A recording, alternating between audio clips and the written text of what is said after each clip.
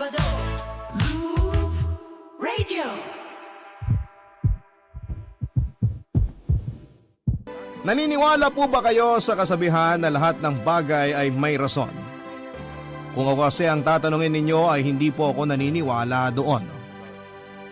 Para sa akin ay walang katumbas na magandang dahilan kung bakit kailangang makaranas ng paghihirap, kalungkutan at pighati ang isang tao, lalo na kung naging mabuti naman ito. Walang inaapakang kapwa at higit sa lahat ay tapat at totoo. Bago ko po umpisahan ang kwento ko na ibabahagi sa programa ninyong Barangay Love Stories ay magpapakilala po muna ako, Papa Dudut. Ako po si Apollo, 40 years old, at mga barkada ko po sina Jaira, Mark, Juno, Phoebe at Maya. Nitong nakaraang buwan lang po ulit kami nabuo dahil umuwi ako sa Pilipinas pagkatapos ng ilang taong kong pagtatrabaho at paninirahan sa ibang bansa. At bagaman ngayon taon na lamang kami nagkita-kita na mga kaibigan ko ay wala silang tampo sa akin. Dahil nauunawaan nila ang rason kung bakit mas pinili kong umalis. Papa Dudut, introvert po ako pero lumalabas ang angking kong kadaldalan at kabibuhan kapag kasama ko ang mga tropa ko. Komportable kasi ako sa kanila at higit sa lahat ay pinagkakatiwalaan ko po ang mga taong yon. Bali una ko pong nakilala sina Jaira at Mark nang lumipat ako sa company na pinagtatrabahuhan nila. Tapos pinakilala ni Jaira sa amin ni Mark si Phoebe at Maya. Huling nakasali sa grupo namin si Juno at doon na nga nabuo ang pagkakaibigan naming anim. Solido po kami, Papa Dudut, bagaman meron din kaming kanya-kanyang pinagdaraanan sa buhay. Pero bago po dumating sa buhay ko ang mga kaibigan ko ay meron na akong girlfriend na itinuring ko na ring best friend. Siya po si Diana. 6 na taon na po kaming in a relationship nang mabuo ang barkada namin ni Jaira. At kilala po nila si Diana dahil lagi ko pong bukang bibig sa kanila ang nobya ko. Hindi niyo ako masisisi, Papa Dudut. In love po ako kay Diana.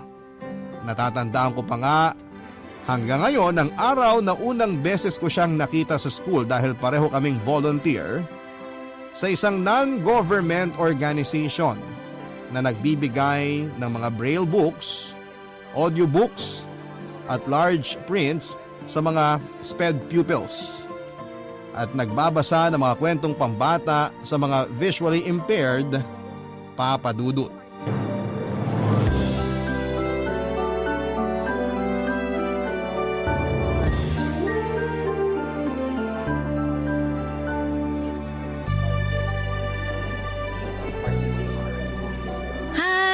Ikaw si Apollo, di ba?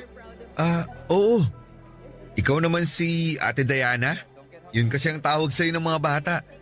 Ay, sandali. Meron pa silang isang tawag sa'yo eh. Ate Ganda? Naku, conscious nga ako pag tinatawag nila ako ng ganun. Pero ang cute nila, no? Tinatawag nilang maganda at gwapo yung mga tao, hindi dahil binabase nila sa itsura. Since visually impaired sila, mas binabase nila sa pakiramdam kung maganda o gwapo yung kausap nila. Nakakataba ng puso pag galing sa kanila yung mga papuri kasi alam mong totoo at espesyal. Pero totoo rin naman na maganda ka. Ay, pulero ka ah! Hindi ah. Kumain ka na ba? May tinapay at juice pa rito. Gusto mo? Ayos lang, medyo busog pa naman ako. Mamaya na lang. Parang ngayon lang kita nakita. Naka-attend ka na ba sa mga ganitong event dati? Hindi pa. Mahihain kasi ako. Kung di lang ako in-invite ng chairman ng org na to, hindi ako makakasama sa event nila. Masaya naman pala. Nag-e-enjoy ako. Ikaw, regular volunteer ka ba rito? Oo, nagsimula ako 3 years ago. Ang ganda rin kasi ng advocacy nila kaya pinaglalaanan ko talaga ng panahon kapag may volunteer work sila para makasama ako. Marami na rin akong nakilala rito, yung iba naging kaibigan ko na. I hope maging magkaibigan tayo at sana makita kita sa next event. For sure, magkikita pa tayo ulit. Kasi natutuwa ako at nag-e-enjoy ako. Iba rin sa feeling kapag nagkakawang gawa ka. Uy, totoo yan. Sabi sa akin ng mama ko, hindi natin kailangang maging mayaman para makatulong sa iba. Yung presence natin at effort, sapat na para pasalamatan kanila. Tama naman, pero mas maganda pa rin kung mayaman tayo para marami tayong natutulungan. Gusto ko yung sinabi mo. In fairness sa'yo di halatang mahiyain ka. Naku, introvert talaga ako. Maniniwala ka ba kung sasabihin ko na introvert din ako? At pareho rin tayong mahiyain? Talaga? Pero ang galing-galing mo makihalubilo at makisama sa ibang tao. Paano mo nagagawa yun kung introvert ka rin? Pinapractice ko yung social skills ko. Basta i-expose mo lang yung sarili mo. Minsan ayos din na lumabas ka sa comfort zone mo para mag-grow ka. Yun kasi ang ginawa ko. Marami akong nakilala ng mga tao na masasabi kong nakatulong sa akin para matuto ng ibang bagay. At the same time, may natutunan din sila sa akin. Give and take kumbaga. Sa bagay, ako kasi kaunti lang mga kaibigan ko. Karamihan sa kanila nakatira na sa malayong lugar, kaya hindi na kami nagkikita-kita. Madalas ako lang mag-isa, hanggang sa nasanay na lang ako. Ayos yan, kasi ganyan din naman ako. Sanay ako mag-isa pero kayang-kaya ko rin pag may kasama. Hayaan mo, masasanay ka rin lalo kapag in-expose mo yung sarili mo. Sige, tatandaan ko ang sinabi mo. Para naman mag-grow din ako at matuto. At para ma-share ko rin ang mga nalalaman ko sa ibang tao, katulad ng ginagawa mo. Ang sarap lang sa pakiramdam pag natuturuan natin sila. Katulad ng activity natin kanina, tinuturuan natin yung mga bata na magbasa at makinig. Pero natutunan din natin sa kanila kung paano maging masaya sa mga simpleng bagay na meron sa buhay natin. Madalas nakakalimutan natin appreciate yung mga maliliit na bagay kasi busy tayo sa mas malalaking plano natin sa buhay. Wala namang masama dun, pero mas mabilis tayong mapapagod at mababurnout. Kaya pala lagi akong stressed lately. Kasi wala akong ibang inatupag kundi trabaho. Nakalimutan kong hindi lang pala dun umiikot ang mundo. Buti na lang talaga sumama ako sa volunteer work na to tapos nakilala pa kita. Medyo gumanang dibdib ko sa pag-uusap natin. Salamat ha. Bigla ka naman yatang nagseryoso. Pero salamat din nakakwentuhan kita. May bago na naman akong nakilala. O paano? Tara na? Mukhang magsisimula na yung second activity natin. Tapos na yata silang kumain. Sige, excited na ako sa susunod na kwentong babasahin natin. Ako kasi ang nakatoka na magbasa. Kinakabahan tuloy ako. Hoy, wag ka nga. Yakang-yaka mo yan. Good luck. Tara. Modernong Maria Clara, ganyan ko po i-describe si Diana Papadudut. Bagaman may pagkamahinhin ay wala pong arte sa katawan ng girlfriend ko. Mabait din siya sa mga bata, mapagmahal kahit sa mga ligaw na aso't pusa. Malambing din ang boses niya kaya hindi kataka-taka na kinagigiliwan siya ng marami. Bukod doon ay sweet din siya at ang bonding namin tuwing linggo ay pagsisimba. Opo, relihiyosa si Diana. At noong nagkakilala kami at nagkakwentuhan ay naglakas loob akong hingin ang number niya para pwede pa rin kaming mag-usap kahit na walang volunteer ang NGO na sinasalihan namin. Binigay naman po sa akin ni Diana ang number niya kaya tuwang-tuwa ako. Nagsimula kaming magpalitan ng text messages at masasabi kong dahilan kung bakit ako napupuyat sa gabi. Pero wala po akong pinagsisihan, Papa Dudut. Nagtatrabaho po bilang executive assistant sa isang pharmaceutical company si Diana, Papa Dudut. May mga oras na sinusundo ko siya sa pinagtatrabahuhan niya, parang para yayain kumain sa labas o di kaya yung manood ng sine. At habang tumatagal ang pag-uusap namin ay lumalalim po ang pagkakakilala ko sa kanya. At ang masasabi ko lang ay lalo akong humahanga sa kanya, Papa Dudut. Pareho po kasi kami ng values at moral lalo na sa pamilya. Importante sa amin na i-honor namin ang aming mga magulang dahil silang nagdala sa amin sa mundo. Kaya nga hindi katakataka na nahulog ang loob ko kay Diana. Kabado ako nang aminin ko pa nga sa kanya na gusto ko siya ng higit pa sa isang kaibigan at laking tuwa ko nang sabihin niyang pareho kami ng nararamdaman. Sinabi ko po sa kanya na gusto ko siyang ligawan, bagay na sinang-ayunan naman po niya. At kahit na wala akong masyadong alam sa panliligaw, Ginawa ko po ang best ko para makuha ang matamis niyang oo, Papa Dudut.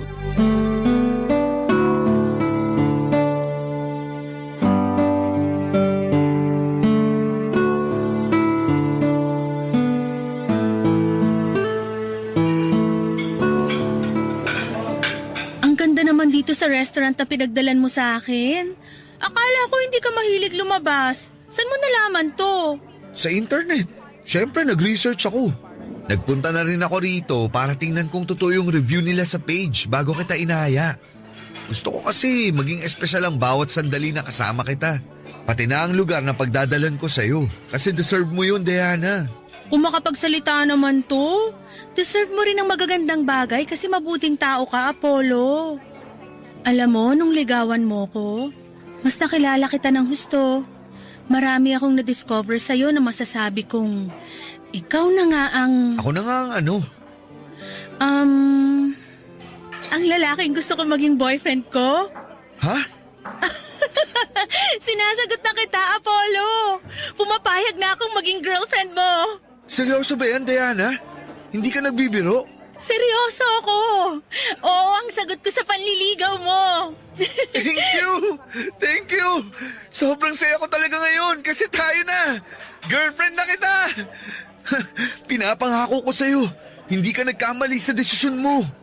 Hindi man ako perpekto, pero gagawin ko ang lahat para alagaan at mahalin ka, Diana. Gusto kong ibigay sa'yo lahat ng magagandang bagay na pwede at kaya kong ibigay. Hindi rin naman ako perpekto, pero gagawin ko rin ang lahat para i-prioritize ang relasyon natin. Saka nakikita ko sa'yo na talagang nagsisikap ka. Ramdam ko rin na mahal mo ko kaya alam kong safe ang puso ko sa'yo. Katulad mo, masayang masaya rin ako. Sa katunayan, may gusto akong ibigay sa'yo. Ano yan? Bracelet. Eto, kunin mo. Para sa akin to? Oo, simbolo yan ang pagsagot ko sa'yo para maging boyfriend ko. Special ang bracelet na yan dahil ako ang gumawa niyan. Gusto ko kasi maging memorable ang importanteng araw na to kaya nagpatulong ako kay mama na gawin yan. Alam niya na plano na kitang sagutin ngayon kaya sinabi niya sa akin na gumawa ako ng isang bagay na ibibigay ko sa'yo para hindi mo makalimutan ng araw na naging official na tayo. Nakaka-touch naman. Thank you, Diana. Kasi nag-effort ka pa. Na-appreciate ko tong bracelet at ang ganda-ganda. Lagi ko tong isusuot para hindi ko maramdaman na magkahiwalay tayo. Bakit? May plano ka bang mag-abroad? Ha? Wala. Ba't ko naman gagawin yun? Sabi mo kasi kahit magkahiwalay tayo. Ikaw kabago-bago lang natin, plano mo na yatang subukang makipag-LDR? Huwag ganun. Kung mag-abroad man ako, isasama kita. Hindi kita iiwanan dito, no? Ngayon pa ba na girlfriend na kita? Dapat lagi kang nakadikit sa akin. Bawal kang mawala sa paningin ko. Kung pwede nga lang, itatali na kita sa bewang ko eh. Hoy, sobra naman yon. Joke lang, ikaw naman. Pero yun nga, salamat ulit sa bracelet. Iingatan ko to. Katulad ng pag-iingat ko sa puso mo. Akin na ang kamay mo. Halikan ko tong kamay mo, ha? Mahal na mahal kita, Diana.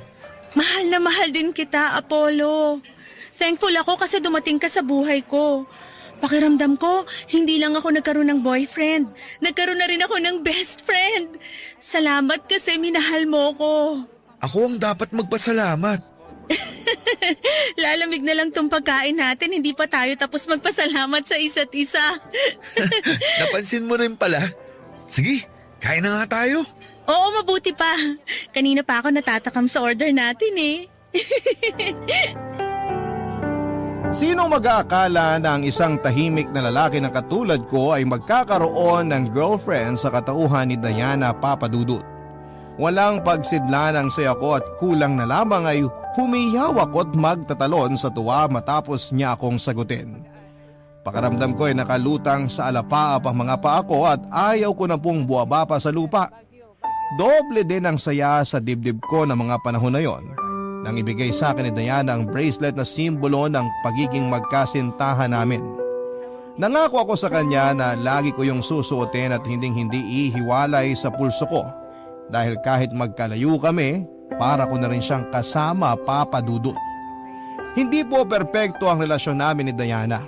Dumaraan din kami sa mga away-bate pero sa huli ay namamayani sa amin ang komunikasyon at pagkakaunawaan kaya nagtagal ng 6 na taon ang aming pagsasama bago dumating sa buhay ko ang mga barkada ko, Papa Dudut. At kahit gano'n na nga kami katagal ni Diana ay nananatiling nasa honeymoon stage pa rin kami sa relasyon namin. No wonder ako ang tinaguriang loyalista sa grupo namin samantalang si Mark naman ang playboy at si Jaira ang NBSB.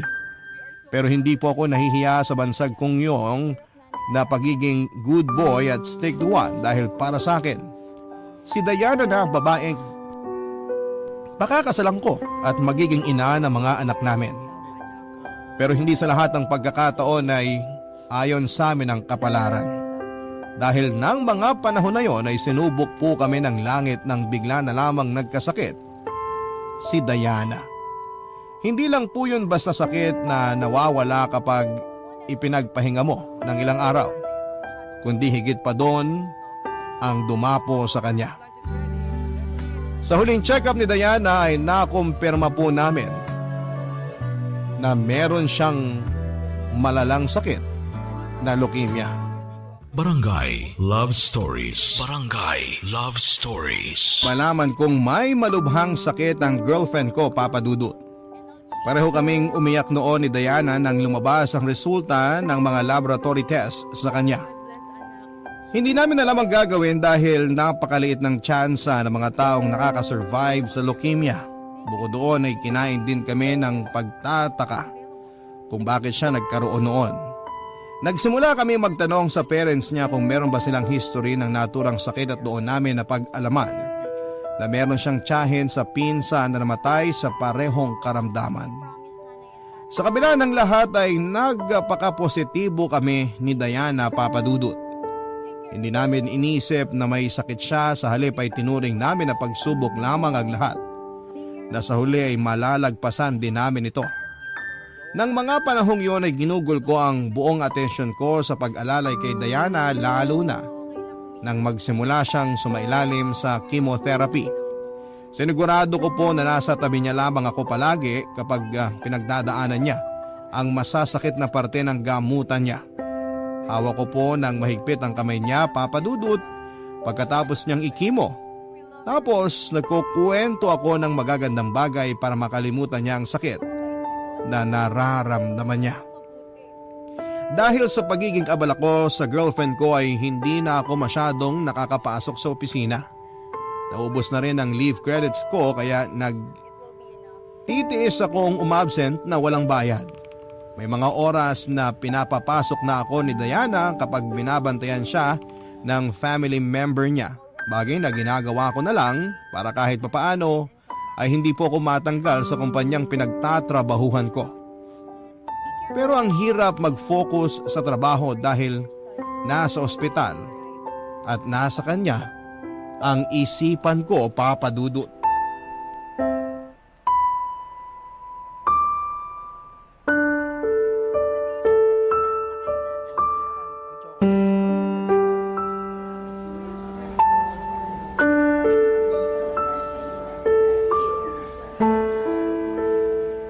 Nakakainis.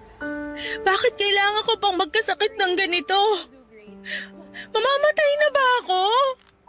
Kasi kung oo, sana ngayon na para matapos na ang paghihirap ko. Hindi ka mamamatay, Diana. Gagaling ka. Kaya dapat sundin mo lang ang bilin sa'yo ng mga doktor mo. Ano pa bang bili nila ang susundin ko kasi lahat ng sinabi nila ginawa ko na. Pero tingnan mo ako. Walang nagbabago sa katawan ko. Ang payat-payat ko na, Apollo. Nalagas na rin yung mga buhok ko. Ang dami ko pang sugat at pasa sa katawan. Niwala ng lakas ang mga tuhod ko para makatayo mag-isa. Lagi na lang ako nagpapatulong sa'yo, di kaya kina Mama at Papa. Wala na akong silbi. Kaya kami nandito ng mga magulang mo. Para tulungan at alalayan ka, Diana. Hindi ka walang silbi dahil kailangan mo kami. Kailangan mo kami dahil may sakit ka. Naiintindihan ko na nahihirapan ka. Pero sana huwag ka namang magsalita ng ganyan. Huwag kang susuko kasi lahat kami umaasa na magiging maayos ka. Na malalampasan mo lahat ng to. Ayoko nang umasa para mabigulan sa dulo, Apollo. Kaya huwag niyo nang lokohin ang mga sarili niyo. Nagagaling pa ako dahil imposible nang mangyari yon. Napakaliit ng tsansa na may makasurvive sa leukemia. Karamihan sa mga nagkakaroon ng ganitong sakit na mamatay. At yun din ang mangyayari sa akin kaya ngayon pa lang, hiwalayan mo na ako. Umalis ka na, iwanan mo na ako. Ano bang sinasabi mo? Bakit mo ako pinagtatabuyan? Kasi wala ka ng dahilan para manatili sa tabi ko. Hindi na ako gagaling, isaksak mo yan sa utak mo. Naghihintay na lang ako ng araw kung kailan ako mamamatay. Kaya hindi mo na dapat sayangin ang oras mo sa akin dahil hindi mangyayari ang inaasahan nyo na gagaling ako. Alam ko yon. Ramdam ko yon dahil katawan ko to, Apollo. Kahit na anong mangyari, hindi kita iiwan. Hindi ako aalis sa tabi mo. Palagi kitang sasamahan. Kahit maliit yung tsansa na sinasabi mo, gusto kong dalawa tayo ang lumaban sa sakit mo. Diana, please. Huwag ka namang ganyan, oh. Huwag mo ako ipagtabuyan na parang aso. Apollo, hindi ka ba nakikinig? Alin ba sa mga sinabi ko ang mahirap intindihin? Mamamatay na ako! Hindi na ako gagaling! Mas mabuti pa na iwanan mo na ako para pag nangyari yun, hindi na masyadong masakit sa parte mo. Ituring mo na lang na patay na ako ngayon para mabilis kang makamove on. Kabaliwan ang gusto mong mangyari dahil kahit mawala ka, hindi pa rin kita makakalimutan. Saka, huwag mo kang pangunahan ng mga bagay. Huwag mo sabihin ang hindi dapat mangyari. Dahil naniniwala ako na di ka pababayaan ng Diyos. Kung hindi ka kayang pagalingin ng tao, walang imposible sa Kanya, Diana. Alam ko naman yun. Pero paano yung kalooban niya na kunin ako kaysa pagalingin? Paano kung ganun pala yung will niya para sa akin? Sige nga, paano ko yun tatanggapin? Paano mo yun tatanggapin?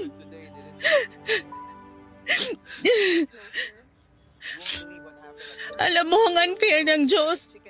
Kasi kung kailan gusto ko pang mabuhay ng matagal para makasama ka at magkaroon tayo ng sariling pamilya. Saka naman hindi pwede.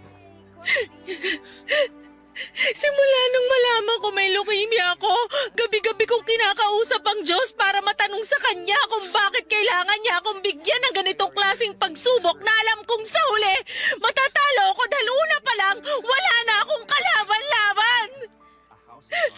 Galit ako sa Kanya! Kasi sa dinami-dami ng masasamang tao sa mundo, ako pa talaga! Ako! Hindi ako perpekto pero ginagawa ko ang lahat ng makakaya ko para maging mabuting tao! Tapos yung pala magkakasakit lang ako at maagang mamamatay? Marami ba akong gustong gawin kasama ka at ang pamilya ko pero lahat yun hindi ko na magagawa dahil sa pesteng leukemia na to! Sana kung nagkaroon ako nito nung bata pa ako para kung mamamatay ako ayos lang! Hindi ako manghihinaya kasi wala pa naman akong pangarap noon kumpara ngayon!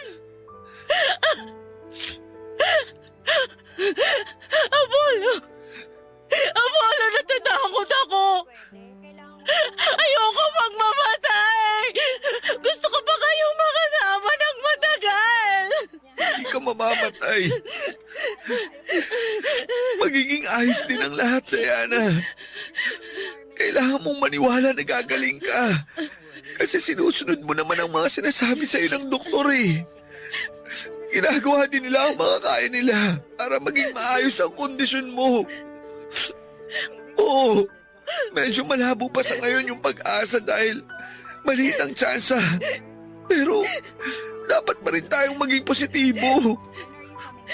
Huwag kang mag-alala. Hindi ako aalis sa tabi mo. Hindi kita iiwan kahit anong mangyari. Lagi kitang sasamahan sa laban mo. Kasi mahal na mahal kita. Kaya please, huwag mo na akong paalisin. Huwag mo na akong itaboy dahil mas nasasaktan ako. I'm so sorry, Apollo. Hindi ko naman talaga gustong paalisin ka eh. Ayoko, iwanan mo ako. Hindi mangyayari yun. Hindi kita iiwanan, okay?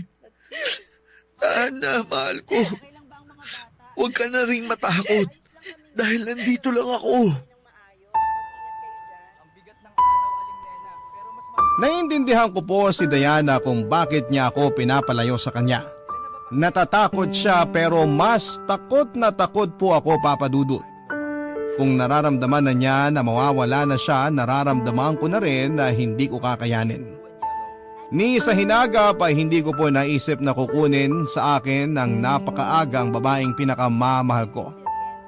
Marami pa po kaming pangarap na hindi pa natutupad. Isa na po doon ay ang pakasalan siya at bumuo ng pamilya ng magkasama.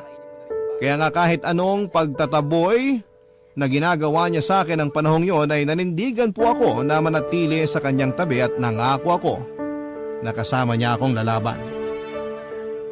Sa ospital at sa trabaho na lang po umikot ang buhay ko ng panahon na yon. Masaya naman ako at hindi nagreklamo dahil alam kong napaglilingkuran ko ang girlfriend ko at natutupad ko ang pangako ko sa kanya. Nasasamahan siya anumang mangyari. Doon ko po na-realize ang kahalagahan na i-cherish natin ang buhay ng isang tao. Lalo na ng mga mahal natin dahil walang katiyakan kung hanggang kailan tayo mananatili sa mundong ito. Kapag nasa ospital ako ay masasayang bagay lang din ang pinag-uusapan namin ni Diana, Papa Dudut. Kahit mabigat ang dibdib ko dahil sa sitwasyon, kahit pagod ang puso at isipan ko, pinipilit ko po ang sarili ko na magpakakengkoy para mapasaya ang girlfriend ko. Gustong gusto ko po kasing naririnig ang mga halakhak niya, Papa Dudut. Alam ko na sa likod ng isip ko ay nami-miss ko po yung lahat.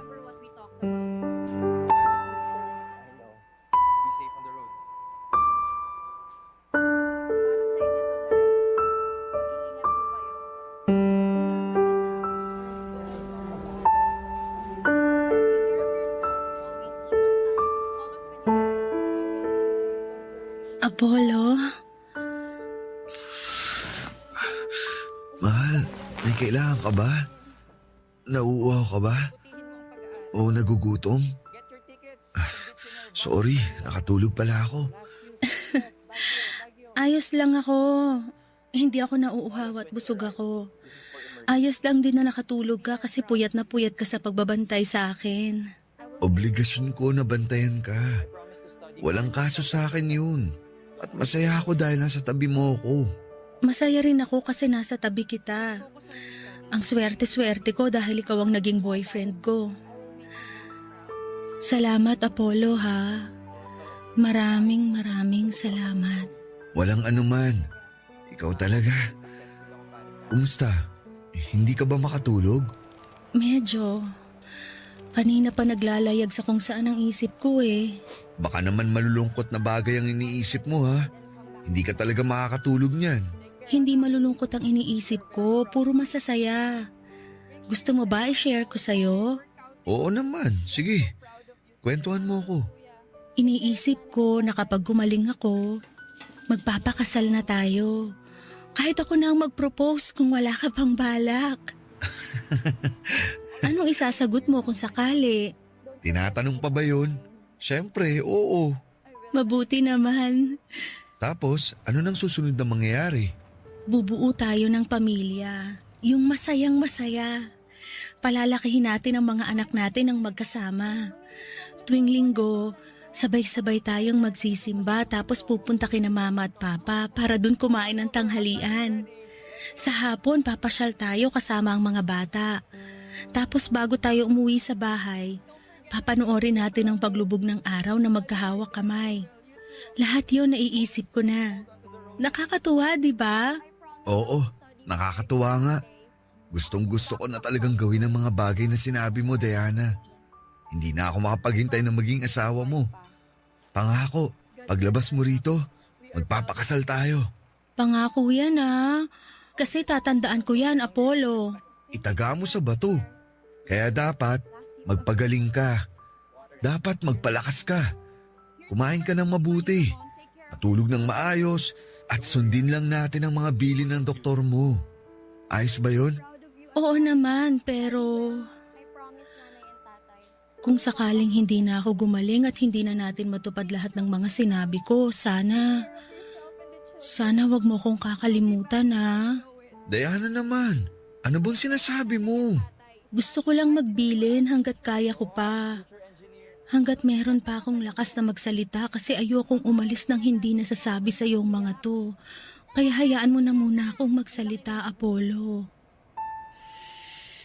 Ay, Mahal na mahal kita. Alam ng Diyos na ikaw ang lalaking gusto kong maging asawa. Pero kung hindi na mangyayari yun, piliin mo pa rin maging masaya. paano ako magiging masaya kung wala ka na? Parang ang hirap naman ang pinapagawa mo sa akin. Alam ko, pero hindi mo pwedeng itali sa akin ang sarili mo lalo na kapag wala na ako rito sa mundo. Dahil unfair yun sa'yo. Marami ka pang bagay na pwedeng maranasan. Huwag mong hayaan ang sarili mo na malungkot at magluksa habang buhay. Hindi yun ang gusto ko, Apollo. Gusto ko na piliin mong maging masaya. Kung kinakailangan mong magmahal ng iba, gawin mo. Sa kanya mo to pa rin ang pinangako mo sa aking pamilya. Kapag nag-promise ka na gagawin mo yon, ayos na ako. Panatag na ako. Ayoko, Diana. Ayoko umalis ka. Ayoko iwanan mo ako. Hindi ko kaya. Please naman, Lumaban ka. Lumaban ka para sa akin. Para sa pamilya mo. At sa pamilyang bubuhay natin. Gustuhin ko man, pagod na ako. Hindi na kaya ng katawan ko. Pakiramdam ko sinusuko na ng katawan ko lahat ng gamot na tinuturok sa akin. Sobrang bigat na ng talukap ng mga mata ko, Apollo. Gusto ko na lang matulog. At huwag nang gumising kung makakaramdam lang din ako ng ganitong klaseng sakit. Sana naiintindihan mo ako. Sana palayain mo na ako. Hayaan mo na akong mauna, mahal ko. Si Diana na po ang babaeng gusto kong pakasalan, Papa Dudut. Nung unang beses pa lamang na nagkita kami ay sigurado na ang puso ko na tinadhana siya para sa akin. At alam kong tama ang desisyon ko na ligawan ko siya at naging ganap kaming magkasintahan. Sa paglipas ng panahon ay napatunayan namin na sigurado na kami sa isa't isa. Pero bakit kung kailan handa na kaming humakbang tungo sa panibagong pahina ng buhay namin ay bigla namang kaming bibigyan ng pagsubok na kulang na lang ay lumpuhin kami, Papa Dudut. Walang gabi simula nang malaman kong may cancer sa dugo si Diana na hindi po ako nagdasal sa Panginoon at nagmamakaawa sa kanya na iligtas niya ang kaisa-isang babaeng mahal ko. Gustong gusto ko pong tumanda na kasama si Diana. Gustong gusto ko po siyang makasamang bumuo ng aming pamilya. Marami pa po kaming masasayang pagkakataon na pagdadaanan bilang mag-asawa, kaya malaking dagok po talaga ang pagkakasakit niya. Papa Dudut, umasa po kaming pareho na diringgin ng langit ang pakiusap namin kahit sa pinaka-imposibleng sandali. Nagagaling din si Diana at malalagpasan niya ang kanyang sakit. Na matutupad namin ang mga pangarap sa buhay ng sabay at magkahawak kamay.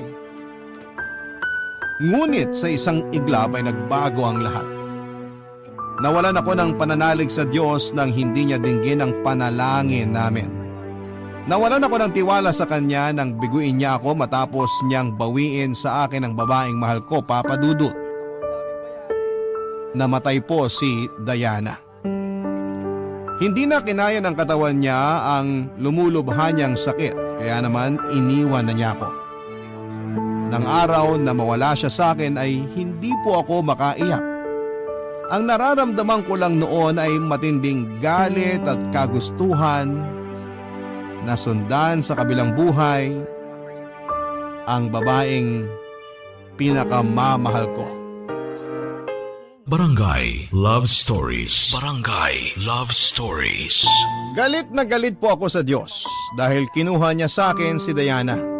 Ilang beses ko siyang tinanong kung bakit kailangan niya kaming paghiwalayin ng maaga sa buhay na ito samantalang wala namang kaming ginagawang masama. Naging tapat po kami sa buong panahon ng aming relasyon kaya bakit hindi niya kami kaya na suportahan at hinayaang maging masaya. Nang mga panahon na yon ay hindi pa rin po ako makapaniwala na patay na ang babaeng minamahal ko. Hindi ko matanggap na iniwan na ako ni Diana na hindi ko na maririnig ang malambing niyang boses at tawa. Hindi ko na makikita ang maamo niyang mukha o ni mararamdaman ang init ng kanyang mga yakap at halik. Iyak po ako ng iyak nang iburol siya at hanggang sa maihatid siya sa huling hantungan niya. Kasama po niyang inilibing ang puso ko noon, Papa Dudut. Hindi ko po alam kung paano magsisimulang muli at hindi ko maisip kung paano ipagpapatuloy ang buhay kong durog na durog ang puso. Doon ko na rin po napabayaan ang lahat, Papa Dudut. Simula sa trabaho, maging ang mga barkada ko. Naging malayo ang loob ko sa kanila dahil ang nasa isipan ko ng panahon na yon ay gusto kong mapag-isa. Napabayaan ko na rin ang sarili ko dahil lagi lamang akong nagkukulong sa kwarto. Wala akong pakialam kahit mag-alala sa akin ang gusto ang pamilya ko. Ang nasa isip ko lang ng panahon na yon ay mamatay na rin ako para makasama ko na si Diana. Sa gitna ng pagluluksa ko ay isang kaibigan ang bumisita sa akin, Papa Dudut. At yon ay walang iba kung hindi si Juno.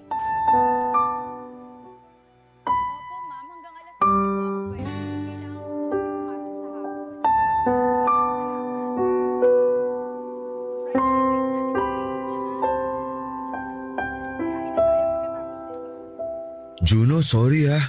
Hindi ko masyadong nasasagot ang mga text nyo ng barkada sa akin. Ano ka ba? Huwag ka masyado mag-alala dun. Naiintindihan namin ang pinagdadaanan mo. Sa totoo lang, alalang-alala kami sa'yo. Kaya pinapunta nila ako rito para kumustahin ka. Hindi nga lang namin alam kung tumatanggap ka na ng bisita. Pero nagbakasakali pa rin ako. Mabuti nga pinatuloy mo ako dito sa bahay mo at kinausap mo ako. Sakto ang dating mo. Naiinip na akong mag-isa. Kailangan ko talaga ng makakausap. Sakto, di ba? Yun talaga ang purpose ko kung bakit ako nandito eh. Hindi ako makausad, Juno. Nahihirapan ako mag-move on sa pagkawala ni Diana. Kahit na sinabi niya sa akin nun na gusto raw niya ako maging masaya. Parang ang hirap namang gawin nun. Paano ba ulit maging masaya kung wala na yung taong dahilan kung bakit ako umingiti at tumatawa? Paano ulit maging maayos kung alam kong hindi na babalik sa dati ang lahat? Pakiramdam ko, bumalik ako sa simula. Hindi ko na kilala ang sarili ko, Juno. Dahil sa pagkawala ng babaeng mahal ko. Alam mo bro, hindi ko sasabihin na naiintindihan kita kasi ikaw ang eksaktong nakakaramdam niyan. Pero alam ko na hindi talaga madaling mawalan ng mahal sa buhay, lalo na kung malapit sa puso mo. Pero bro, kung hihingin mo ang payo ko, ang masasabi ko lang, idaan mo sa proseso ang pagluluksa mo. Hayaan mong malungkot ang sarili mo dahil yun ang tamang pakiramdam eh. Kapag pinigilan mo kasi ang lungkot, may ipon yan sa loob mo. Tapos mabibigatan ka. Kaya ikaw din ang mahihirapan.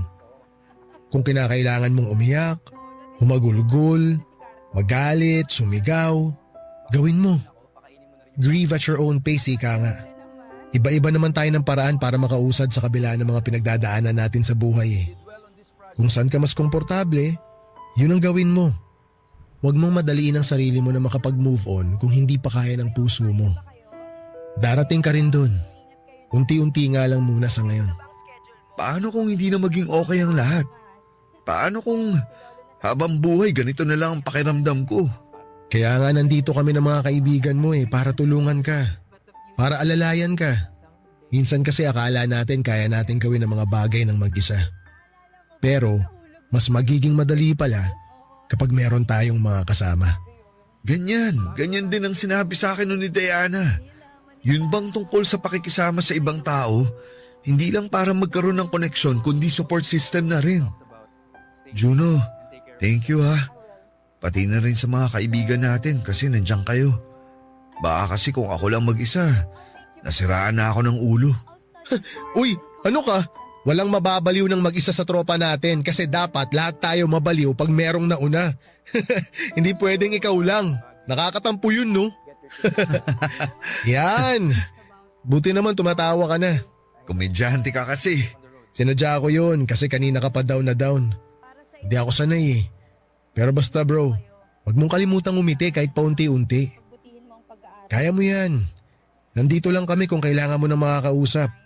Isang tawag mo lang o kaya isang text mo lang. Pupuntahan ka namin agad. Hayaan nyo, makakabawi rin ako sa inyo. Wala kang kailangang ibawi. Yung makita ka lang namin na maayos ang kalagayan. Sapat ng pambawi yun sa mga banding ng barkada na missing in action ka.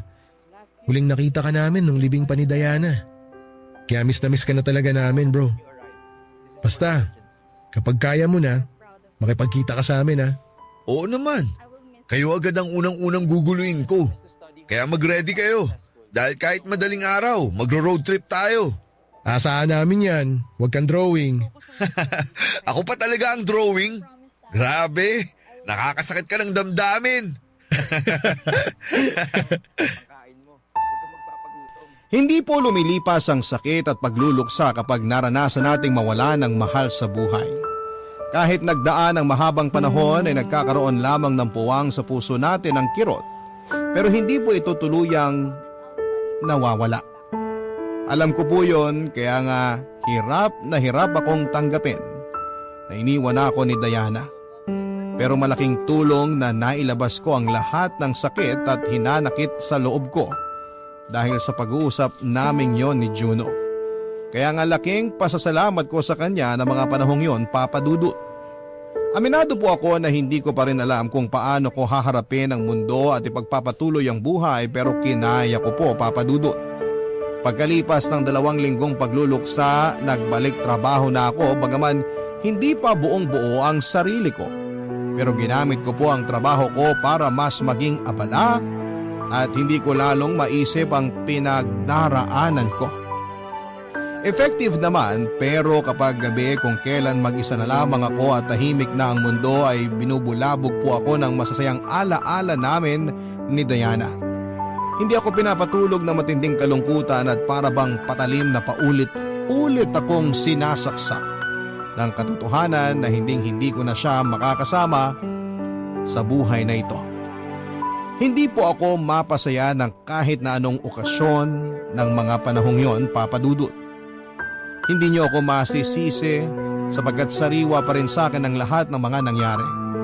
Mabuti na lamang dahil kahit papaano ay nandyan ang mga kaibigan ko. Malaki ang naitulong nila sa akin para malibang ako habang nagmo-move on. Hanggang sa sumapit nga ang Valentine's Day ng February 2018 kung saan ay nagkita-kita kami at nagkaroon ng pakulo si Juno tungkol sa isang time capsule.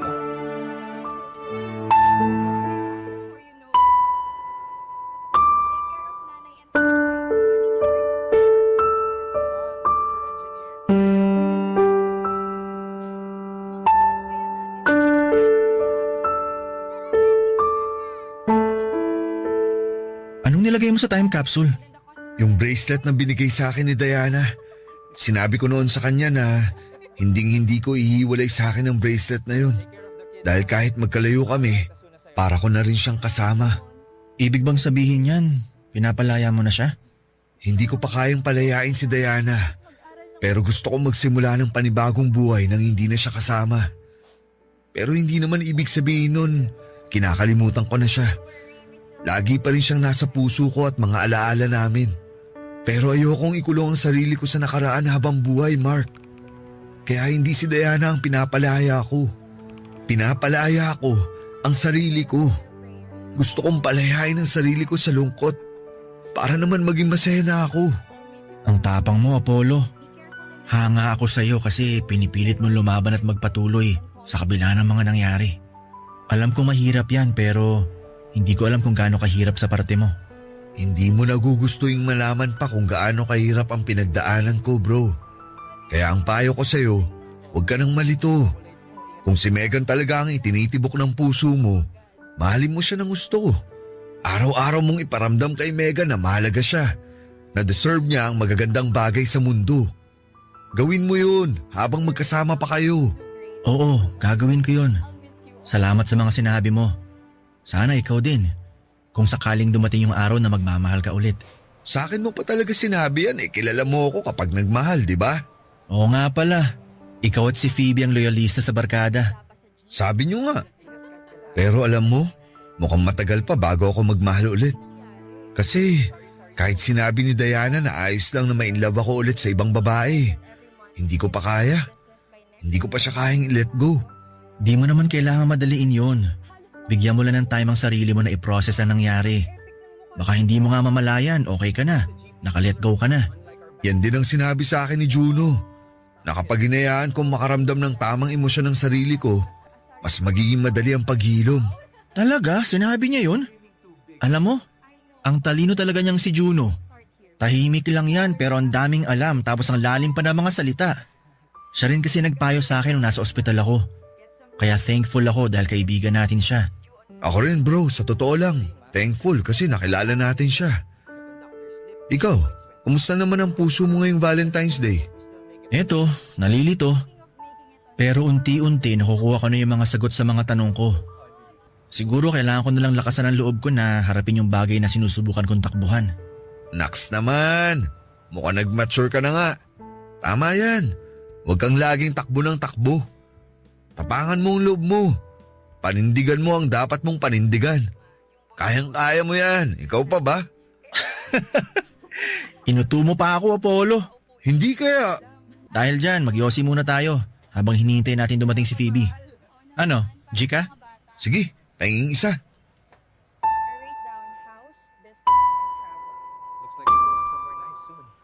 Kapag nawala sa atin ang taong mahal natin ay kailangan natin silang palayain.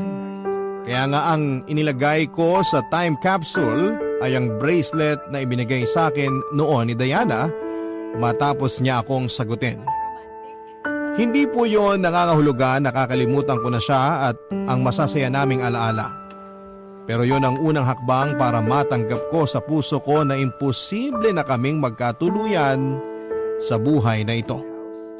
Ayoko pong ikulong ang sarili ko sa bagay na habang buhay kong ikakalungkot, bagaman hindi ako naniniwala na may magandang rason ng kapalaran kung bakit niya ako pinahihirapan. Ay gusto ko pa rin pong umasa na babalik sa akin ang lahat ng kabutihan na ginawa at pinakita ko sa mundo sa pamamagitan ng pagkakaroon ng ganap na pagtanggap sa realidad. Na hindi lahat ng nagmamahalan ay nagsasama ng matagal para sabay na tumanda habang pinapanood ang paglubog ng araw.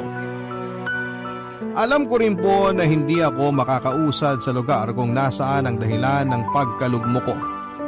Kaya naman nag-decide po akong umalis sa trabaho ko at mag-ibang bansa.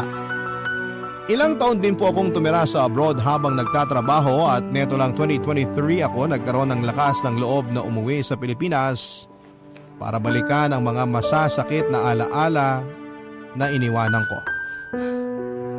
Bittersweet, ganyan ko po ilalarawan ang pakiramdam na nangibabaw sa akin nang unang beses akong tumapak sa lugar kung saan ay nakalibing ang dalawang taong mahalaga sa buhay ko.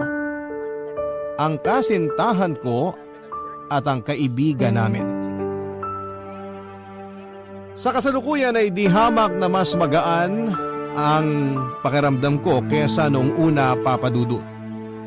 Unti-unting natatanggap ko na sa puso ko ang mga nangyari at inahayaan ko na po ang sarili ko na maging masaya. Kung tatanungin niyo po ako kung may plano ba akong umibig ulit ay meron po ang sagot ko. Hindi ko naman po tuluyang sinasarado ang puso ko na maranasang magmahal at mahalin sa ikalawang pagkakataon. Una sa lahat ay gusto ko pong bumati ng isang maligayang araw ng mga puso sa ating mga kabarangay. May jowa man o wala. Naniniwala po kasi ako na hindi lang para sa mga couple ang araw na ito. Dahil para rin po ito sa mga single na ang mga ka-Valentines ay ang kanilang pamilya. Tawagin niyo na lamang po ako sa pangalang Mark, 37 years old at nakatira sa Laguna. Isa po ako sa mga kaibigan ni Jaira at paborito naming pakinggan ang programa ninyong Barangay Love Stories. Ang kwento ko po ay tungkol sa mga naranasan ko sa buhay na may kinalaman sa aking pamilya, sarili at pagkakaibigan naming anim. Sana po ay magbigay po ito ng aliw, kumurot sa puso at kapulutan ng aral at inspirasyon ng mga kabarangay natin. Papadudot magsisimula ang lahat noong taong 2017 kung saan ay nagtatrabaho pa ako sa isang opisina sa Maynila. Middle child po ako sa 3 magkakapatid at may kaya ang pamilya namin. Kumbaga ay hindi po kami namumroblema sa pera dahil arkitekto ang daddy ko samantalang doktor naman si mami. Pero sa kabila ng almost perfect naming pamilya, neglected child po ako. Masyado kasing mataas ang expectation ng parents ko sa akin dahil matalino at magaling sa lahat ng bagay ang kuya ko. In fact, noong nagsabog ang langit ng talento ay nasalo niya lahat. Nasabi ko po yun kasi abogado si kuya at ang malalapa, overachiever din ang bunso naming babae na sinundan ng yapak ni mami sa pagiging doktor. Kaya nga hindi katakataka na paborito siya ng mami namin tapos si kuya ang paborito naman ni daddy.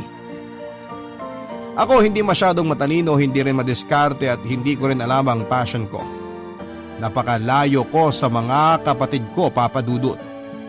Tapos maloko pa ako kaya hindi rin ako nakapagtapos ng kolehiyo. Kaya ayon bumagsak ako sa pagiging empleyado na ang sweldo ay sapat lamang pero hindi kayang bumuhay ng anak at asawa. Laking pasalamat ko na lamang dahil may pera kami kasi kung hindi ay baka sa kangkungan na ako pupulutin. Pero dahil nga sa estado ko, black sheep ang turing sa akin ng family ko. Mabuti na lamang at hindi ko nararamdaman na burden ako sa sarili kong pamilya dahil may 5 akong kaibigan na tinuring ko na ring mga kapatid. Sila ay sina Maya, Jaira, Juno, Apollo at Phoebe na nalalapitan ko. Lalo na tuwing kailangan ko ng comfort at ng pep talk.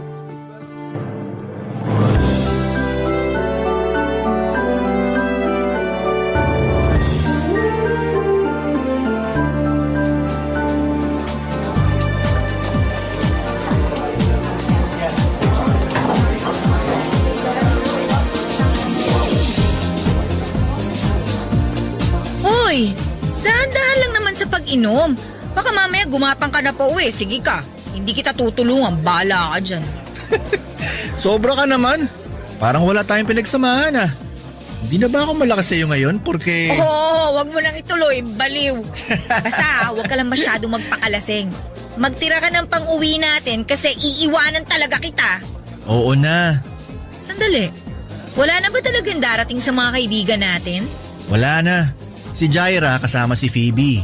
May problema raw kasi yung kaibigan natin yun kaya kailangan ng karamay. Si Apollo nagbabantay sa ospital. Si Juno missing in action.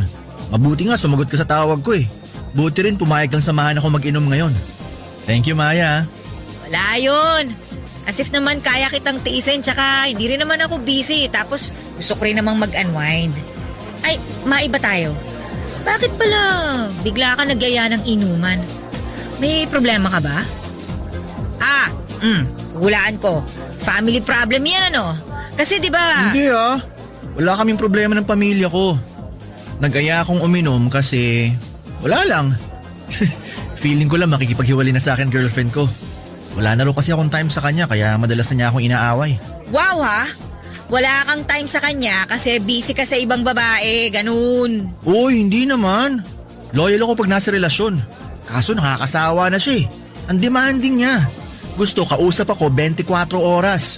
Kaya ayos na rin sa akin maghiwalay kami. Ang iniisip ko lang, ayoko mabakante. Ibang klase ka rin talaga, no? May hinahabol ka bang kota sa pagkakaroon ng mga babaeng dinedate? May kakilala ka ba na pwede mong ireto sa akin? Malay mo, siya na palang pang seryosohan ko. Nakatulong ka pa na tumino ako, di ba? Ang lakas ng amats mo, swear! Pero meron akong kaibigan eh. Single siya at matagal-tagal na ring walang karelasyon. Kaso hindi kita irereto sa kanya kung kayo pa ng girlfriend mo. Mamaya saktan mo lang din yung tao, sumpa pa ako nun. Uy, sobra ka naman sa akin. Masisisi mo ba ako? Kung magpalit ka ng babae, para ka lang nagpapalit ng damit. Ayoko lang kasing maging isa sa mga biktima mong kaibigan ko dahil nako, sasakalin talaga kita, Mark. Alam mo, Maya, kilala nyo lang akong babaero. Pero hindi nyo alam yung seryosong side ko pagdating sa mga babae. Oo, babaero ako, pero di ako manloloko. Di ko sila pinagsasabay-sabay. Kaya nga interesado akong makilala yung kaibigan mo para dun pa lang masabi ko na kung compatible kami. At huwag ka mag-alala dahil hindi ko naman siya agad aanuhin sa first date namin. Ha? Anuhin ka dyan? Napakasira ulo mo, no? Anong pangalan niya? Megan. Ganda ng pangalan. Malakas ang kutob ko na maganda rin yung kaibigan mo. Siyempre, no? Magugustuhan mo siya kasi pasok na pasok siya sa banga. Beauty and brains plus pleasing personality. Basta ayus-ayusin mo lang, Mark. Nako, wag mo siyang paaasahin kung hanggang pagkakaibigan lang ang feelings mo sa kanya dahil nako talagang tatamaan ka sa akin. Promise, hindi ko siya paaasahin. May isang salita ako, Maya. At salamat kasi kapag nag-workout kami ni Megan, ikaw ang una kong ililibre sa amusement park. Di ba? Pangarap mong pumunta dun? Di ba sabi mo gusto mong sumakay sa extreme rides? Hindi kaya. Baka pangarap yan ng isa sa mga naging jowa mo noon. Nalito ka na. Dinamay mo pa ako. Ala, mukhang nalito na nga ako.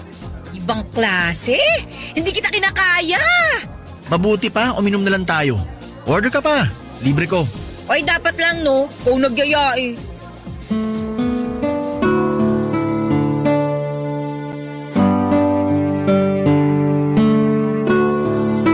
Papadudot, kilala po ako ng mga kaibigan ko na may pagka-playboy. Ako ang tinagurian nilang maloko sa grupo namin kasi nga ay babaero ako. Hindi po ako proud sa alias na yon at sa katunayan ay hindi ko ginusto na maging ganon ang impresyon ng mga tao sa akin. Kaso pinangatawanan ko na lamang. Pero lahat naman ng bagay ay may dahilan kung bakit natin ginagawa, hindi ba? Sa kaso ko ay madalas kong hanapin sa mga babaeng nakakarelasyon ko yung pagmamahal na hindi ko kailanman naramdaman sa pamilya ko, Papa Dudut. Sa bahay kasi namin ako yung laging nakakalimutan o etsapuera. Kumbaga kahit na hindi ako umuwi ng ilang araw ay hindi ako hahanapin ng mga magulang ko. Kaya para ma-validate ang feelings ko ay nakikipag-fling po ako sa iba't ibang babae. Yun po ang nagsilbi kong defense mechanism para maranasan kong mahalin naman ng ibang tao kahit panandalian lamang. Sa kabila ng lahat ay hindi ako pang seryosohan na klase ng karelasyon. Pero nag-iba po ang ihip ng hangin matapos ipakilala sa akin ni Maya ang kaibigan niyang si Megan. Napakaganda po ni Megan, Papa Dudut. Para siyang anghel na buwaba sa lupa.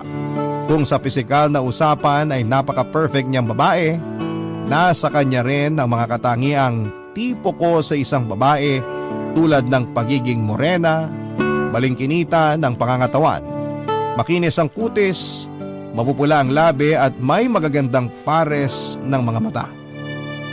Ang lakas po talaga ng tama ko sa kanya, Papa Dudut, tapos may sense pa siyang kausap. Kumbagay nadja-jive kami kaya nasabi ko sa sarili ko na siya na ang babaeng seseryosohin ko at hinding-hindi ko sasaktan.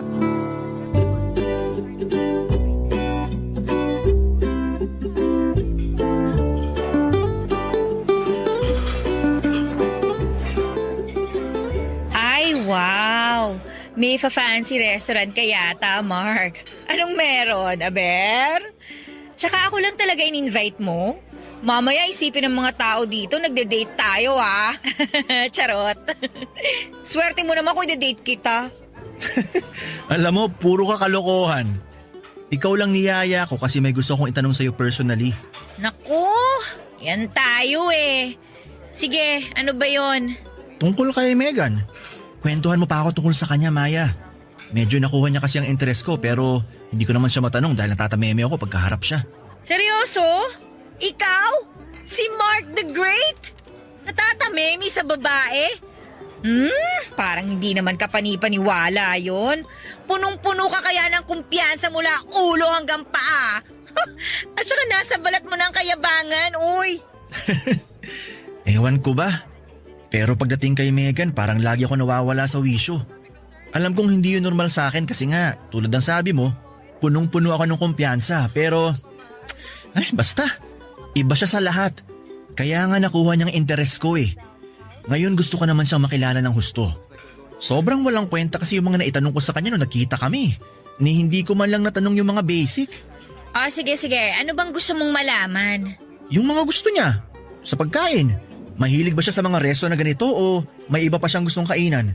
Para naman kapag niyaya ko siya mag-date, alam ko kung saan siya dadalhin. May paborito ba siyang pagkain? Saan siya may allergy para maiwasan kong bilhin? Aba, ayos ah. Mukhang interesado ka nga sa kaibigan ko.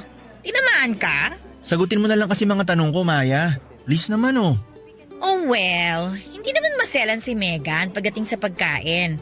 For sure, ma-appreciate niya kapag dinala mo siya sa mga mamahaling restaurant katulad nito. Pero mas komportable siya sa mga normal lang. Yun bang hindi masyadong sosyal? Wala naman kasing arte sa katawan ng babaeng yun eh. Kaya niya mag-adjust, pero kung ako sa'yo, tanungin mo rin siya. Communication is the key pa rin. Okay, noted. Sa pagkain, ang alam ko may allergy siya sa mani eh. Favorite niya chicken. Kahit na anong luto, adobo, tinola. More on Filipino food ang taste niya.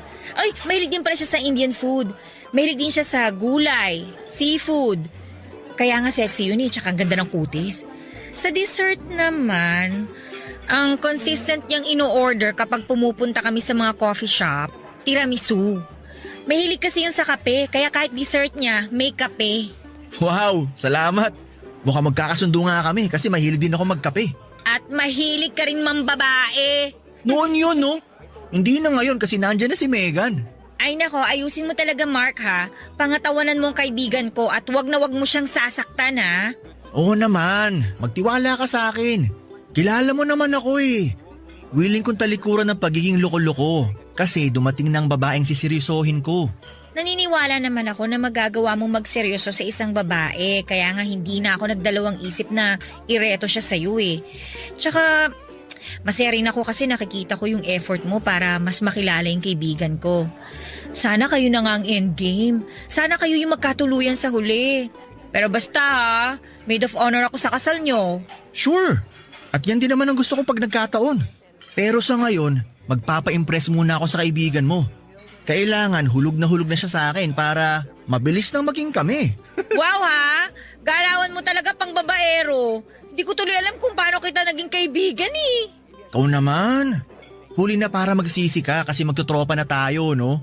Tsaka ngayon ka pa talaga luminya ng ganyan pagkatapos ng lahat. Ewan ko sa'yo. Mabuti pa kumain na lang tayo, kanina pa ako nagugutom. Sige lang, magtanong ka pa ng mga gusto mong malaman tungkol kay Megan para mas makilala mo pa siya ng gusto. Yun! Yan ang gusto ko! Interesado po talaga ako kay Megan Papadudut. Kaya ako na mismo ang nakipaghiwalay sa current girlfriend ko at that time. Total ay doon din naman papunta ang relasyon namin. Bale, inunahan ko lamang siya kasi nga ay plano ko na noong kaibiganin si Megan at makipaglapit ng husto sa kanya. Nang mga sumunod na araw ay dineskartehan ko na po si Megan.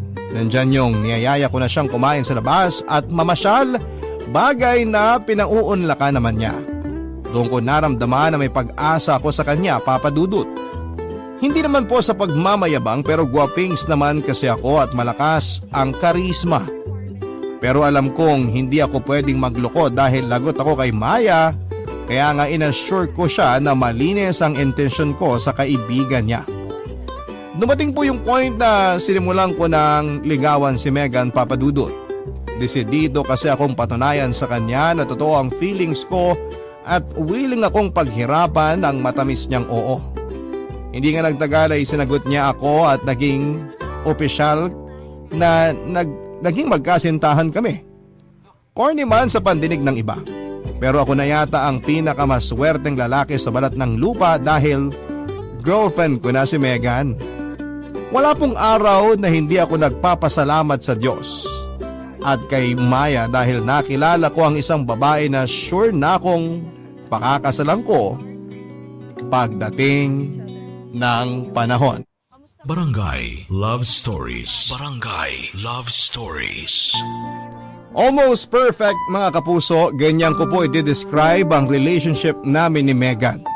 Kumbaga, hindi na namin kailangang kilalanin ng matagal ang isa't isa dahil ramdam na namin na may koneksyon kami. Sobrang compatible po namin at malayong malayo sa mga babaeng nakakarelasyon ko. Kumbaga, noong ko lang naramdaman yung spark na hindi ko nakita noon sa iba kundi kay Megan lamang. Opo, tama kayo, sobrang in love na ako sa kanya. Bago sa akin yung pakiramdam kasi hindi ako sanay dahil hindi ko naman po ito kinamulatan sa loob ng pamamahay namin. Kumbaga, nasabi ko na lamang sa sarili ko na capable po pala akong magmahal ng isang tao. At yun nga po ay sa katauhan ni Megan. Napaka-komportable po kasi niyang kasama. Hindi niya binabaliwala ang nararamdaman ko sa tuwing nagkukwento ako sa kanya maliit man o malaking bagay. Sa bahay man namin o sa opisina. Pinakikinggan niya po akong mabuti at napaka-attentive niya, Papa Dudut. Hindi rin po mababa ang tingin sa akin ni Megan at ramdam na ramdam ko na mahal niya rin ako katulad ng pagmamahal ko sa kanya. Kapag binabalikan ko ang alaala ng una naming pagkikita hanggang ngayon ay kinikilig pa rin ako. Siyempre dahil masayang masaya ako ng panahon na yon. Gusto ko po yung ibida sa mga kaibigan ko.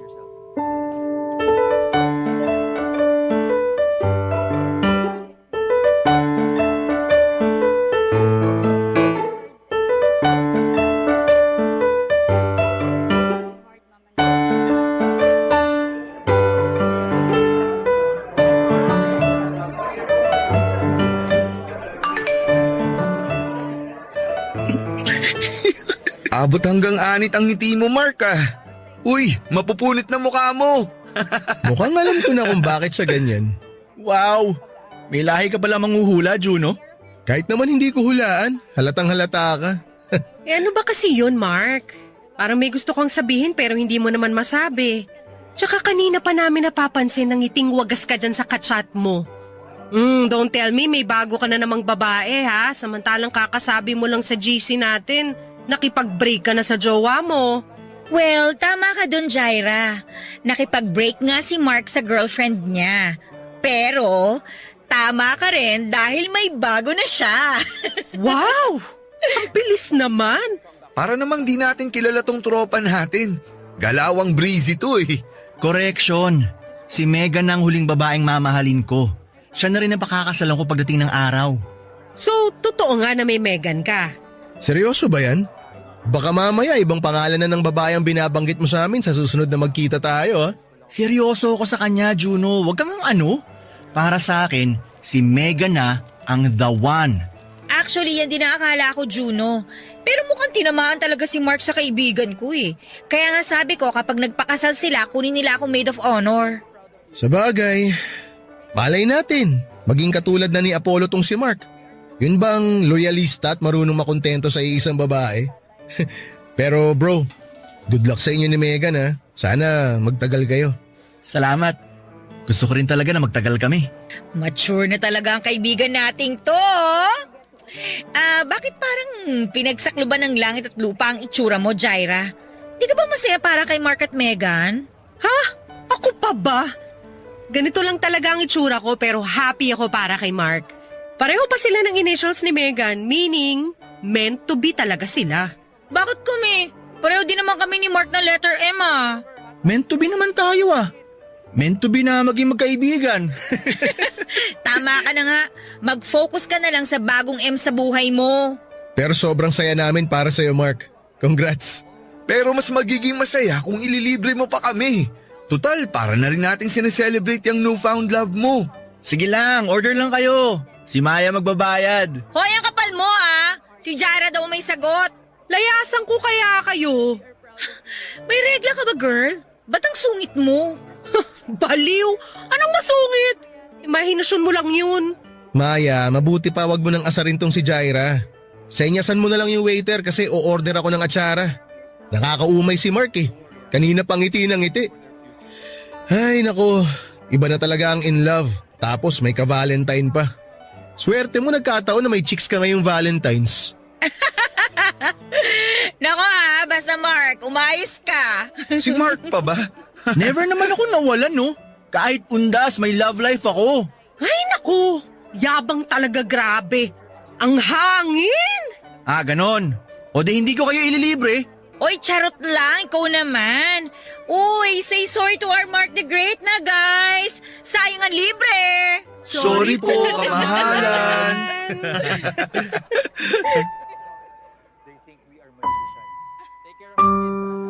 Para sa akin ay si Megan na ang babaeng pakakasalan ko at magiging nanay ng mga anak namin, Papa Dudut. Mahirap mang paniwalaan dahil sa reputasyon kong hindi marunong magseryoso at babaero, pero iba pala kapag nahanap mo na ang the one mo. Kusa kang magpapakatino at sa kanya ka lamang titingin. Kaya nga kahit na hindi makapaniwala ang mga kaibigan ko ay desidido akong pangatawanan ang pinangako ko sa kanila na si Megan ang huling babaeng mamahalin ko habang buhay. Sa katunayan, nagsimula na rin ako magplano noon para sa future namin hanggang sa sumapit ang ika-7 buwan ng aming relasyon kung saan nangyari po ang hindi ko inaasahan. Alam niyo ba yung pakiramdam na bigla ka na lamang iniwan sa ere? Yun po kasi ang nangyari sa akin nang biglang makipaghiwalay si Megan, Papa Dudut. Ang dahilan niya sa akin ay na-fall out of love daw siya. Nang tanungin ko kung may iba na siya ay wala naman daw po. Pero that time ay gusto na niyang makipagkala sa akin at syempre dahil nga mahal na mahal ko na siya. Hindi po ako pumayag. Nagmakaawa po ako kay Megan na huwag naman akong iwanan at hiwalayan pero naging bingi po siya sa pakiusap ko. Doon na siya nagsimulang hindi magparamdam sa akin, Papa Dudut. Hindi ko na makontak ang number niya kaya nataranta ako at nasaktan na rin ako ng husto dahil sa pakiramdam na iniwanan niya ako.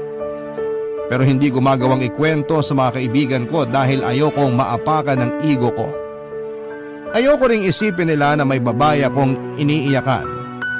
Kaya si Maya na lamang po ang kinausap ko tungkol dito.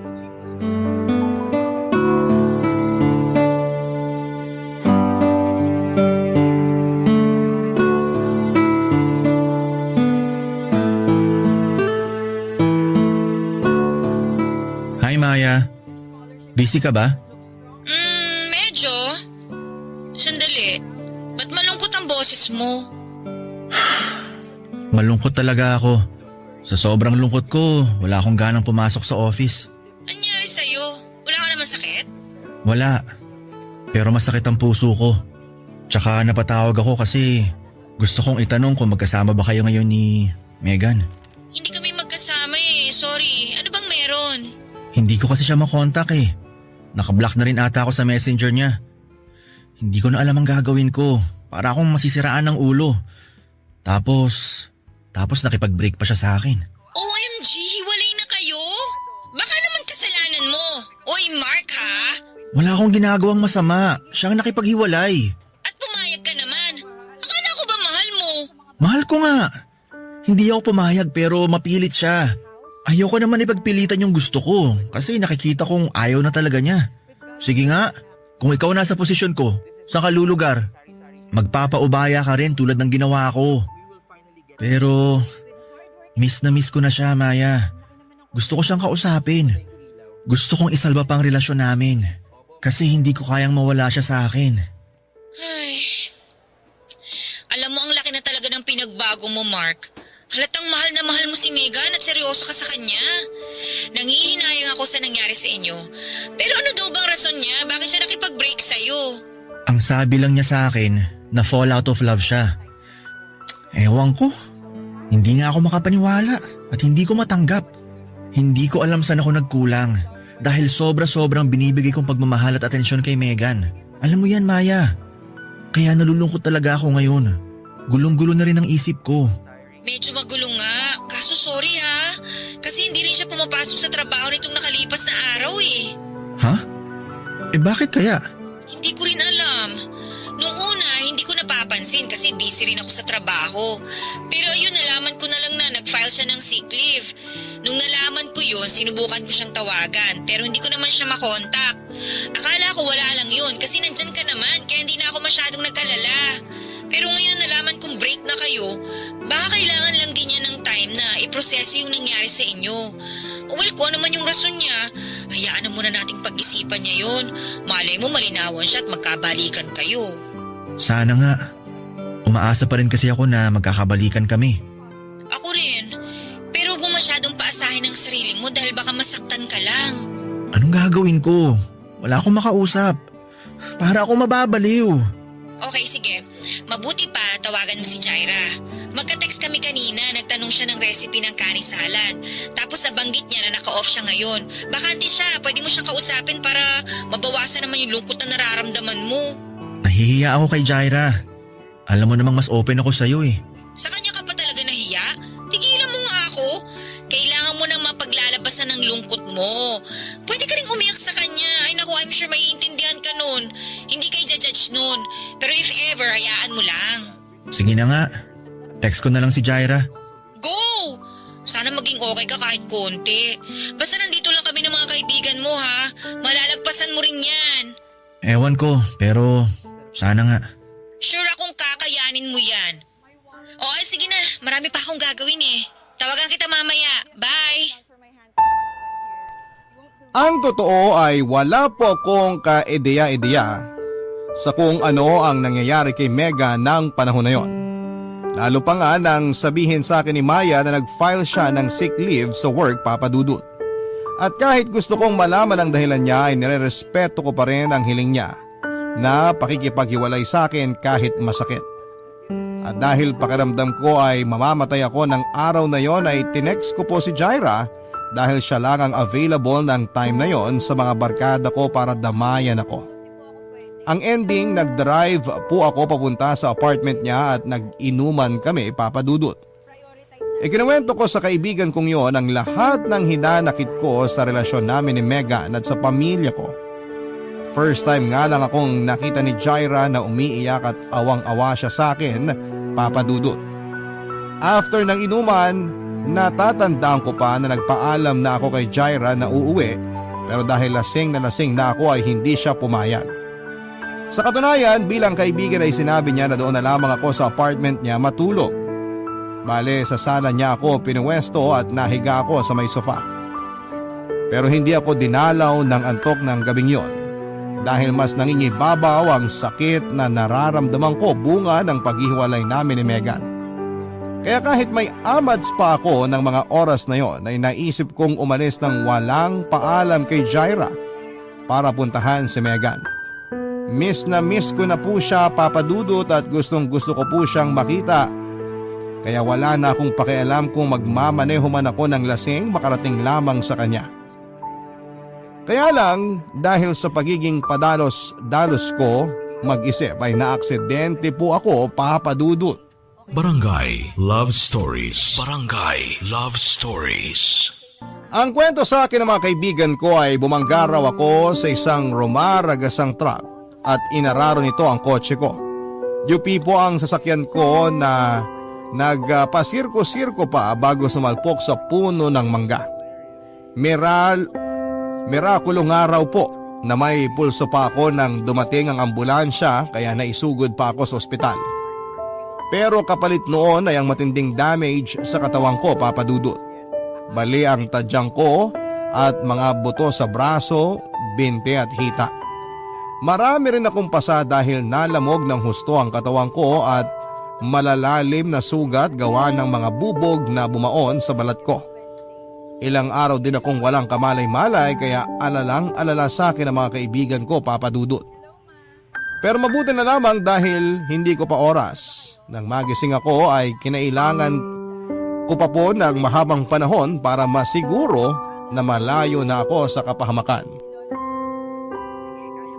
Marami po ako na-realize na mga panahon na yon at pinagpapasalamat ko rin sa Diyos ang second chance na ibinigay niya sa akin at iniisip ko na may dahilan kung bakit hindi pa ako namatay sa aksidenteng kinasangkutan ko. At yun po ang gabi-gabi kong tinatanong sa kanya. Hanggang isang araw ay sinagot niya ang tanong ko matapos magpakita ni Megan sa ospital para dalawin at kausapin ako, Papa Dudut. Doon niya sinabi sa akin ang totoong rason kung bakit siya nakipaghiwalay sa akin. At kahit na matapos naming mag-usap ay gulong-gulo pa rin ako, Papa Dudut. Ewan, dala siguro ng trauma ko sa aksidente. Mga gamot na tinurok nila sa katawan ko o kung ano paman. Hindi ko po na-absorb ang sinabi ni Megan at naiwan akong tulala at nag-iisip. Nang mga panahon na yon, sina Juno at Jaira ang nauna sa ospital para puntahan ako, Papa Dudut. At nang pumasok nga si Juno sa kwarto ko ay napansin niyang balisa ako kaya nilapitan niya ako kaagad para kausapin.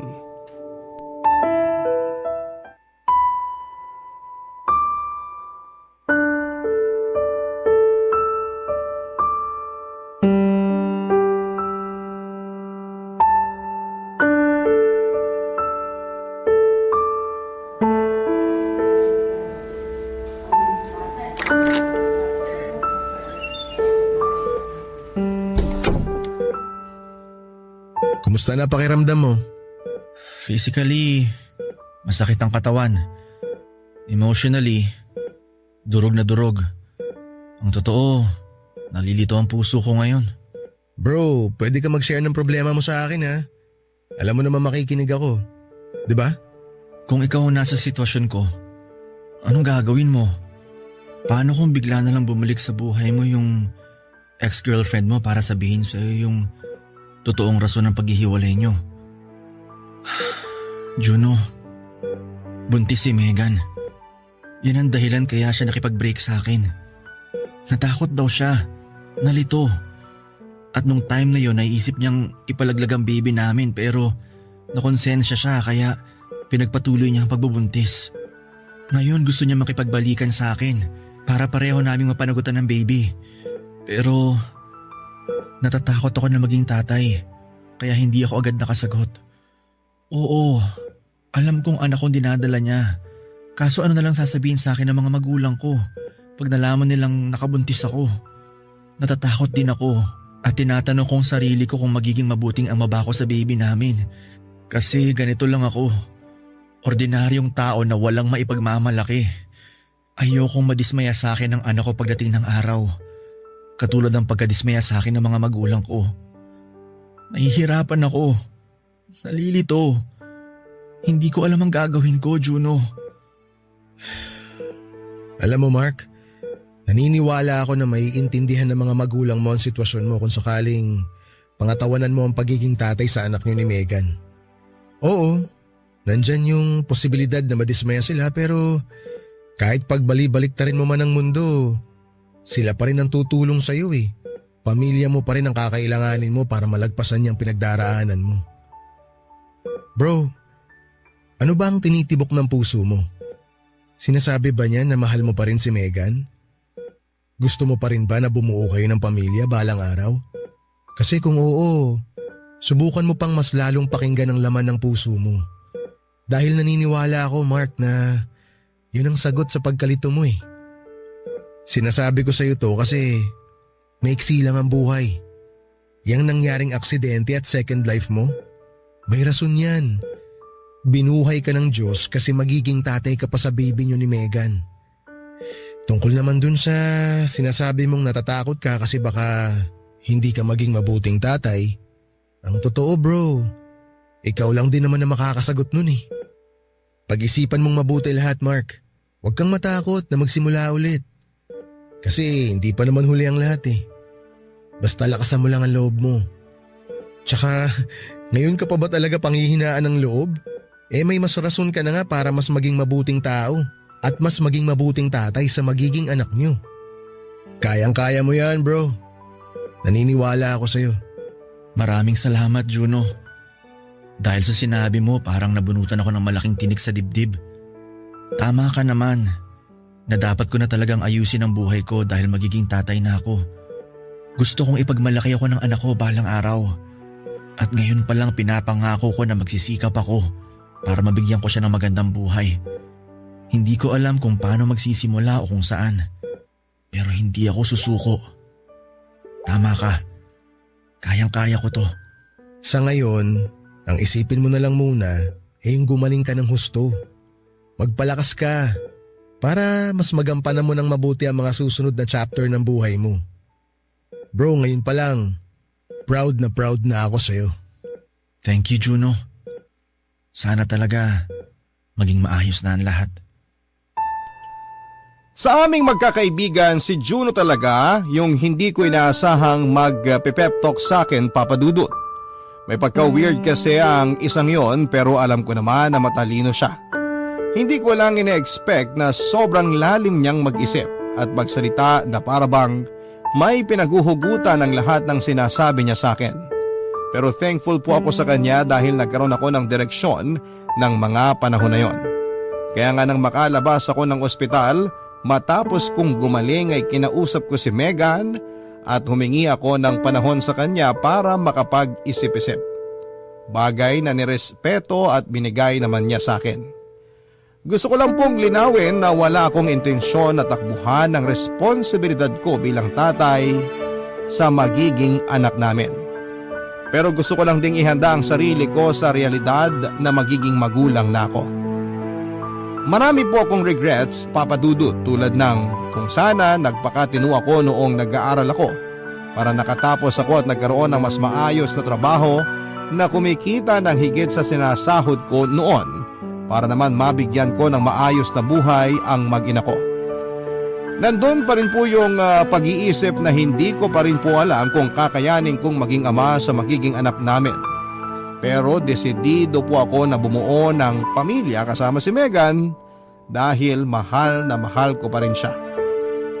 Oo, Papa Dudut, mahal na mahal ko pa rin ang ex-girlfriend ko.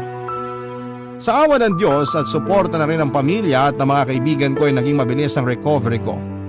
Himala na hindi ko na kinailangang magpa-therapy dahil ang mga buto ko sa katawan na nabali ay naka-recover. Bumalik sa normal ang buhay ko. Pero hindi ko ikakaila na ang dami pa ring mga bagay na tumatakbo sa isipan ko. Hanggang sa ang lahat ng mga isiping yon ay nagkaroon ng linaw nang dumating ang Valentine's Day ng February 2018. Kung saan ay nagkita-kita kaming magkakaibigan at merong pakulo si Juno tungkol sa isang time capsule.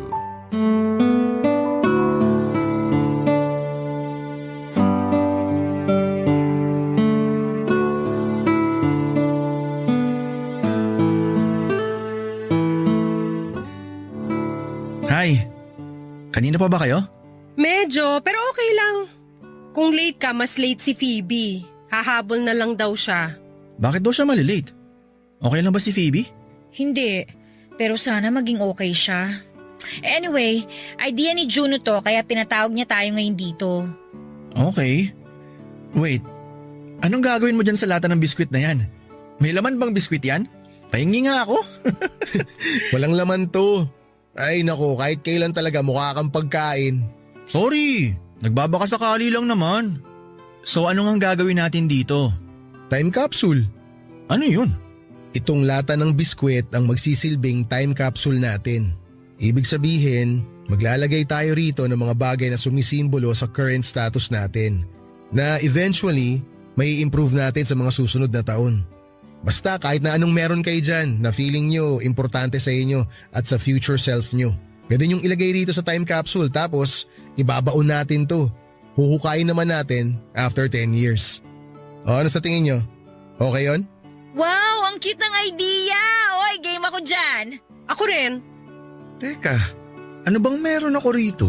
Kahit kailan, ang dahil mo talagang alam nakakornihan, Juno. Lagyan mo na ng laman tong lata, dami mo pang sinasabi. Bakit ang pikon mo? Hindi kaya, Dami mo lang kasing sinasabi. Pero bakit bigla mong naisip to, Juno? Curious lang. Ramdam ko kasi na tayong lahat may pinagdadaanan na mahirap at mabigat. Tapos, hindi pa natin masabi sa isa't isa kahit na magkakaibigan na tayo. Ayos lang naman yun kasi kanya-kanyang laban kung ano man yung pinagdadaanan natin ngayon eh. Kumbaga, tayo rin yung hahanap ng solusyon para sa problema natin. Gusto ko lang na pagkalipas ng ilang taon, may babalikan tayong bagay na masasabi nating hindi alaala. Tapos pag nagkita-kita tayo, pwede natin pagkwentuhan kung ano yung nilagay nating mga bagay sa time capsule. Kasama na rin lahat ng mga realization at mga lesson na natutunan natin sa buhay. In fairness ang ganda na naisip mo, Juno. Sabi ko naman sa iyo eh, wala ka lang bilib. Pakiramdam ko bumalik ako sa pagiging high school. Diba uso tong mga gantong time capsule noon? Oo, patok nga yan nun. Excited na tuloy ako sa mga mangyayari sa susunod. Kahit na walang kasiguruhan ng buhay. At mas madalas natatakot tayo sa mangyayari bukas. Ang lalim naman ng hugot mo, Apollo. Ano? Akala mo ikaw lang ang imotero rito? Tama, pareho kayong madrama.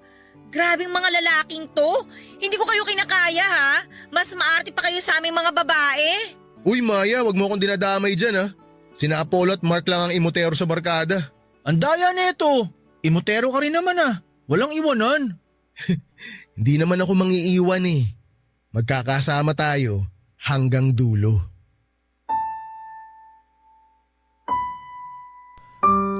Sonogram ng magiging anak namin ni Megan ang nilagay ko sa time capsule, Papa Dudut. Iniwan niya yon sa akin noong nagkita at nag-usap kami sa ospital. Doon ko po na-realize na ang baby na yon ay bunga ng pagmamahalan namin ni Megan. Ibig sabihin bilang mga magulang nito ay dapat ay tanggapin namin siya at mahalin. Wala na po akong pakialam sa mga sasabihin ng parents ko sa akin sakaling malaman nila na magkaka-baby na ako dahil ang mahalaga lang sa akin ng mga panahon na yon ay ang katotohanan na hindi ko ipaparanas sa anak ko na maging neglected child katulad ko. Nangako po ako sa sarili ko na palalakihin ko siya na punong-puno ng pagmamahal. Kaya nga nang maghiwa-hiwalay kaming magkakaibigan that night ay dumiretso po ako sa bahay ni Megan para kausapin siya at ayusin ang relasyon namin.